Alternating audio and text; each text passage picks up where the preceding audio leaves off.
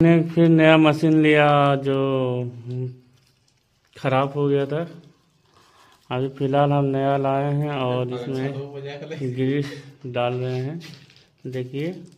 और आपको पुराना भी मशीन दिखाएंगे कि हम तो सबसे पहले हम मशीन लाते हैं तो सबसे पहले हम इसको ध्यान देते हैं कि ग्रीस कितना डालना और इसमें कितना है। तो देखिए न्यू मशीन है, ठीक है। अब इसका ट्राई करते हैं कि ये कैसा चलता है नहीं चलता है। देखिए यही मशीन मेरा जवाब दे दिया और हम लोग को 2 महीना 3 महीना में मशीन ख़राब होना है। और जो है ये पूरा ख़त्म हो गया, मतलब इसका आर्मेचर ख़त्म हो चुका है। लोग ये नहीं देखता है कि हम लोग को कितना नुकसान होता है नहीं होता है, बस उसका सिर्फ काम होने से मतलब रखता है। क्या प्रॉफिट हो रहा है नहीं हो रहा, हम लोग को वो चीज़ आपको पार्टी नहीं देखेगा।